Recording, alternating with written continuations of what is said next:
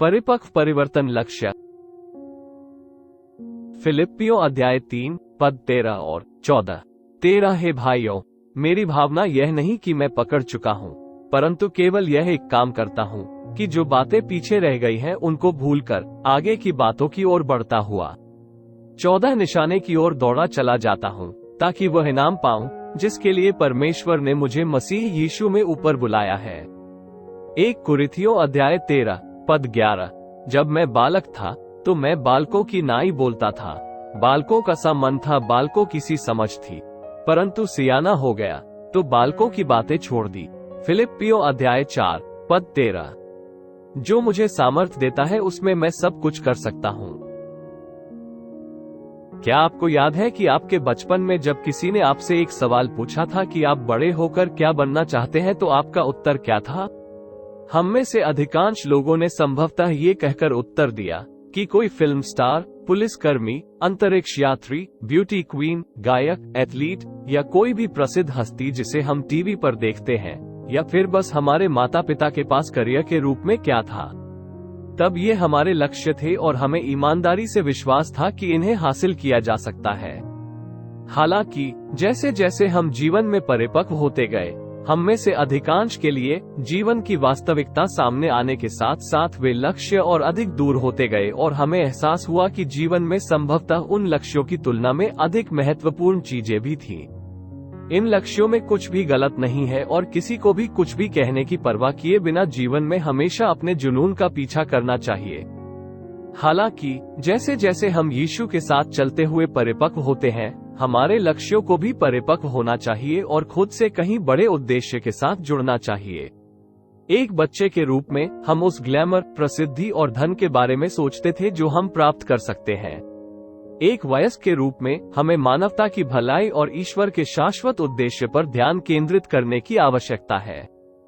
मैं यह नहीं कह रहा हूँ कि बड़ा मत सोचो, मैं जो कह रहा हूँ वह ये है कि परमेश्वर के हाथों में समर्पित और परिपक्व होने पर आप जो भी बनने का सपना देखते हैं वो जरूर ही बड़ा और आपकी कल्पनाओं से बेहतर होगा। जैसे जैसे मैं बड़ा होता गया वैसे ही मेरे सपने और लक्ष्य भी समय के साथ बदलते गए। जैसे मैं अमिताभ बच्चन, जो एक बॉलीवुड अभिनेता है, उनके जैसा बनना चाहता था, फिर अमेरिकी सेना में रैम्बो जैसा, फिर बॉन जोवी जैसा गायक या गैरी मोर जैसा गिटार वादक, फिर एक कायरोप्रैक्टर वगैरह वगैरह। हालांकि जैसे ही मैंने खुद को परमेश्वर की योजना के साथ जोड़ा, तो मैंने देखना शुरू कर दिया कि किस तरह मेरे लक्ष्य और सपने परिपक्व हो गए थे और वे अब मेरे लाभ, मेरी प्रसिद्धि और जीवन में मेरी इच्छाओं पर केंद्रित नहीं थे, बल्कि उनका बहुत गहरा प्रभाव पड़ा। समाज और जिन लोगों से मेरा सामना हुआ उनमें उनके जीवन को बदलने की शक्ति थी। ये लक्ष्य स्वार्थी और सांसारिक होने से पवित्र और अनंत होने तक परिपक्व हो गए। मैं माइकल जैक्सन के पास मौजूद सभी धन, प्रसिद्धि और प्रतिभा की तुलना में पीटर, एक साधारण मछुआरे की तरह पवित्र आत्मा का अभिषेक पाना चाहने लगा। यह अभिषेक ऐसा था कि बीमार और लकवाग्रस्त लोगों को सड़क के किनारे रख दिए जाते थे, क्योंकि वे ये जानते हुए कि जब पीटर चलते हुए यदि उसकी छाया भी उन पर पड़ेगी तो वे ठीक हो जाएंगे। आइए प्रार्थना करते हैं। पिता, हम आपको आपकी अच्छी आत्मा, परामर्श, प्रार्थना की भावना के लिए धन्यवाद देते हैं। हम पर नजर रखने और हमें आगे बढ़ने की इच्छा प्रदान करने के लिए धन्यवाद। हमें अपने सपनों और लक्ष्यों में दृढ़ बने रहने के लिए आपसे क्षमा मांगते हैं। आपके बारे में हमारे ज्ञान में परिपक्व न होने और अभी भी सांसारिक चीजों की अभिलाषाएं रखने के लिए हमें क्षमा कीजिए।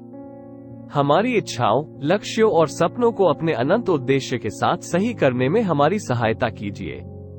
हम दोबारा बच्चों की तरह नहीं बनना चाहते, जो वास्तविकता का सामना नहीं कर सकते और जो हमारे जीवन में आपके आह्वान की तात्कालिकता का सामना नहीं कर सकते।